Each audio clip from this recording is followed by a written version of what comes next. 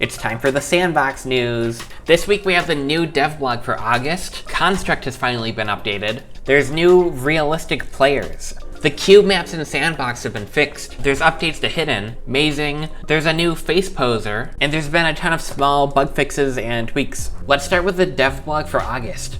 There's not much in the devblog that we haven't already covered. Here's the game settings. This is After Dark, one of the Hack Week games that I've played. Here's the last Outpost. This is another Hack Week game, which I haven't actually showed off yet, so we'll take a look at it today. Here's Saki TL, VR table tennis, mazing. I believe mazing has actually gotten a big update, so we'll check that out. Here's the forward plus rendering, which can double FPS in some situations. I don't think I've mentioned Shadow Atlas management.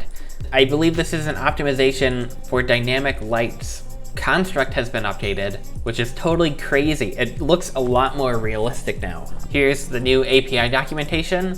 There's another new system for getting dev preview access.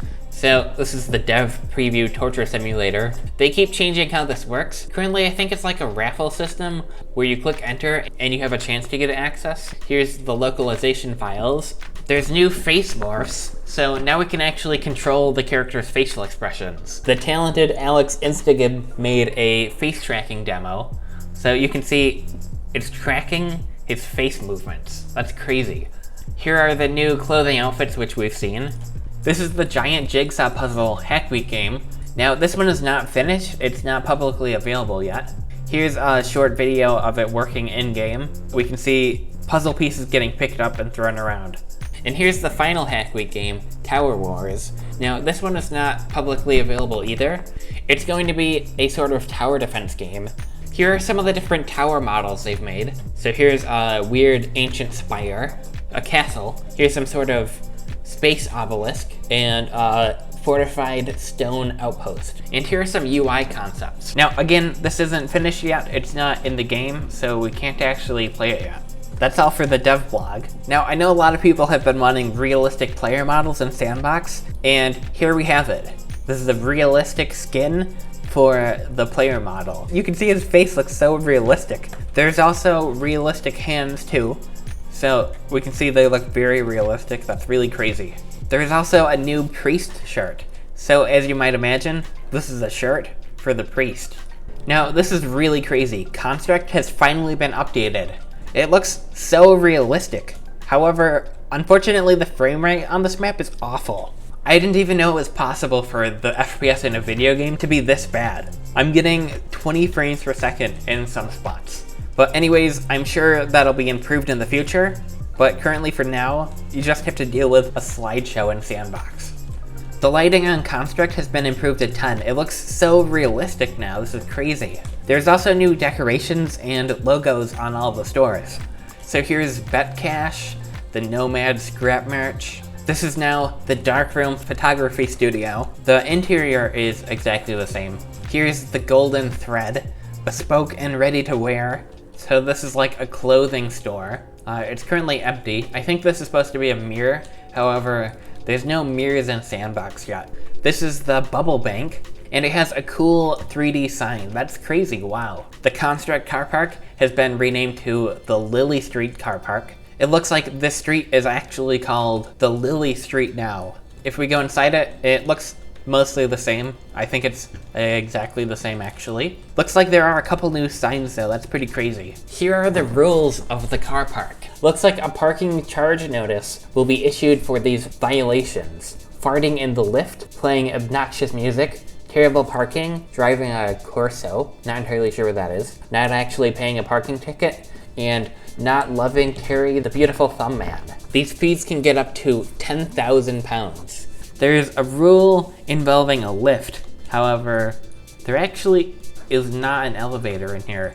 So I don't really know what that rule is about. Maybe the elevator is like an SCP where it only sometimes appears. Here we can see the price pounder. Now, I would imagine this is some sort of supermarket.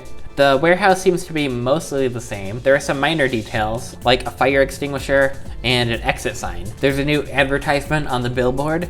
So this is for the new quarter pounder. No Terry's harmed in the milking process. Outside of the map seems to be mostly the same. There's a new building and a logo on the Julie's Inn. Well, that's crazy. It's cool to see Construct finally updated. However, it's also not very cool to see the frame rate on it be so low. CUBEMAPS and Sandbox have finally been fixed. This has been an issue since the dawn of time in Sandbox. CUBEMAPS have just always been broken. Now, if you don't know, CUBEMAPS are the things that cause reflections in... Whoa, what's going on here? This is really crazy. CUBEMAPS are the things that cause reflections to happen in the Source engine and in a lot of other game engines. However, they've been broken since the start of Sandbox, but now they've finally been fixed. This is crazy. This was causing a lot of maps to just look weird. Anything that was metal or reflective would just be wrong. Now, what you're seeing here is actually a completely different bug with tiled rendering, I assume. It's very interesting. Here's a before and after image of one of my maps with the CUBEMAP fix.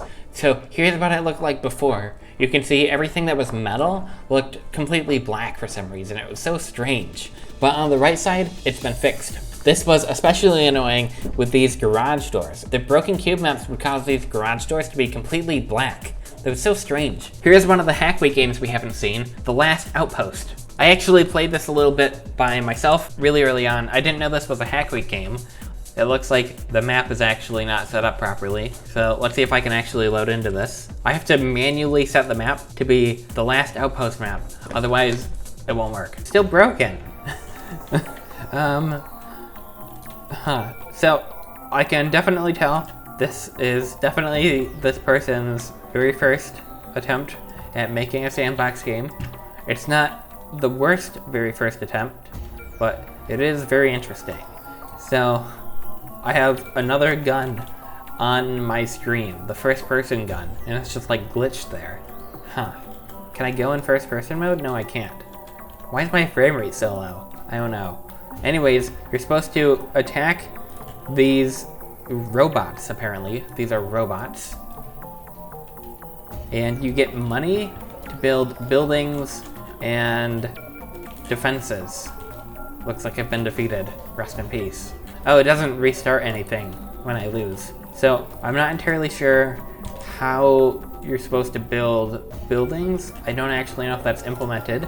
Maybe this game just hasn't been uploaded since like the first version, but it doesn't seem to work. Can I even defeat these enemies? Does this do any damage to them? I don't think it does. Anyways, this is very interesting. This has been The Last Outpost. Hidden has gotten a ton of updates. Now, if you don't know, Hidden is actually the original Sandbox game. It's the second Sandbox game ever made. Here are some of the updates to it. So there's new weapon models. Now these are actually the same weapon assets that I used in NPC Zombie Horde. However, you might not be able to tell because our importing styles are so different. Now Hidden actually has first person legs. Now it looks kind of strange, especially because it doesn't actually use your character's clothes. So you just have like naked legs in first person, and actually this looks really strange, but I'm sure it'll get improved in the future. Here we can see just how broken the rendering in Sandbox is. So the volumetric fog in Sandbox is super bugged right now, and you can see the glass shaders are also bugged, so they look really strange, especially when viewed through the fog. Sandbox is just a super early work in progress, so all these issues will get resolved by the time the game's released. However, it's just really weird to see right now. Here are the different classes now. So there's Assault, which we saw before. This is the Brawler, which has the shotgun. So I get an arrow when I turn on the flashlight, and you can fire the shotgun. That's really crazy. There's the Tactical class, which comes with a burst fire weapon. As you can see, it does a burst fire. That's really crazy. The Hidden role has gotten some updates too. So if I spawn in, you can see I have this crazy post-processing effect. And it looks like the abilities are the same. However, there's a new knife now. This is really crazy. I can swing the knife and defeat the enemies. Wow. Mazing has also gotten some updates. So as a reminder, this is a top-down maze game. Apparently this got an art pass, so it's supposed to look more detailed. However, it doesn't look like that works. So there's just a bunch of errors and missing textures everywhere. Also, some of the enemies have been updated. Now I haven't played this properly yet, so I don't entirely know what all the enemies look like. I'm going to have to do a full video playing through this in the future. S&box has gotten a new Faceposer tool. So I think this is the original Source 2 Faceposer tool. However, I think they've updated it a little bit. I'm not entirely sure how to use this. It looks like this is a model preview. I'm not entirely sure how I add a load model and then I can find the citizen. This is so weird that it takes me to a file browser instead of the asset browser. Here's the realistic player model. And let's see if I can do some face posing. So new event gesture. No, I have to select an actor. So new actor, and do I tie this to a model? I'm not sure. What's that, an event? Nope. This actor must have a channel. So new channel.